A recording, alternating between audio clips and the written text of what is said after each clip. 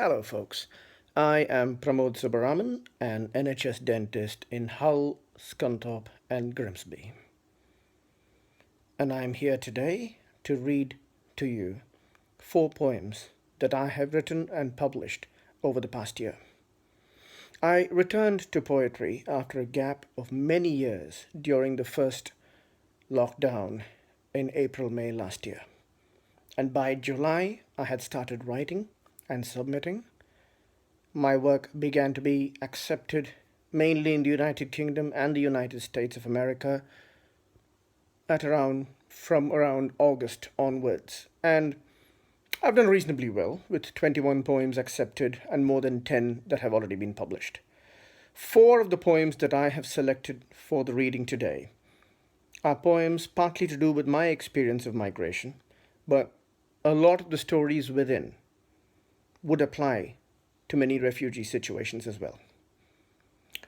Forgive me as I'm having to make this recording from my bed, but we all know that refugees have had to do a lot worse than that. So let's start.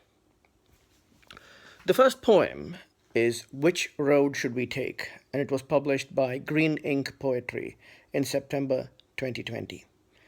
This was the first poem of mine to be published and the second to be accepted. It's in pantoum form. Which road should we take? It is that time again to think about options. Which path lessens the pain? I hate these decisions. To think about options in this time of crisis. I hate these decisions. No God here to help us. In this time of crisis, 20s, 30s, full fury. No God here to help us. Which is this century? 20s, 30s, full fury. Thought it was in the past. Which is this century? Did not think it would last. Thought it was in the past. They even told us so. Did not think it would last. Painful to see them go. They even told us so. We were fed with those lies. Painful to see them go. Watch as another dies. We were fed with those lies. For this country we bled. Watch as another dies. Rivers of blood, he said. For this country we bled. In so much fear we shake. Rivers of blood, he said. That blood is in a lake. For my family's sake, it is that time again. Which road should we take? Which path lessens the pain? The second one is Who? First published by magazine Necro of Necro Productions in the United States in December 2020. Who?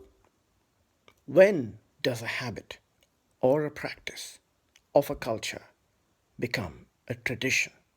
What are the features that make a norm for a culture to adopt as tradition? How does one adapt oneself to assimilate into a culture and then own its traditions? Why do the opponents of multiculturalism create the most obstacles to the sharing of traditions? Where will this take us? This hatred of other cultures. Wait, isn't that the tradition? Next is Home and Away, a villanelle, one of my favorite forms, first published by Forge Zine in March 2021. Home and Away. This is the story of every migrant. We could not see it when we were near. From afar, the homeland looks more vibrant. The food, the flavors, so very fragrant. Still can taste the taste of local beer. This is the story of every migrant. A prince one day, the next day a vagrant. Suffering every taunt, every jeer. From afar, the homeland looks more vibrant. Racist abuse, regular, a torrent. With each day, we see promise and fear. This is the story of every migrant.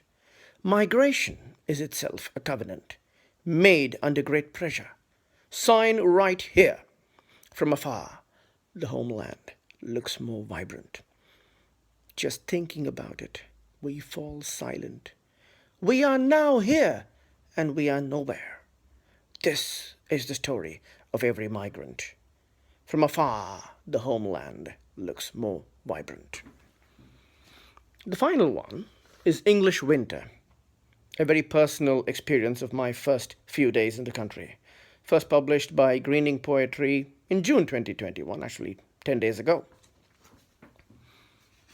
English winter, to enter a foreign land, to walk into the December air, to breathe at someone when asking for directions, to apologize for whatever that was, to discover that breath is visible, to feel lose feeling in parts of the body, to need to learn what a radiator is, to have to wear footwear all the time, to learn that Christmas is not just another day off, to enjoy your first white Christmas, to note that there was no snow in Fulham St. Mary, to elaborate that there were 10 white people, to be a newly arrived Indian in England, to experience a real and wonderful winter. I have more such work, but some of them are still pending publication, and I cannot publish them in this form right now. But I hope that the Ealing Library is able to host such a program again next year, and I will have them ready for you at that time. Thank you, everybody. Take care of yourselves and each other.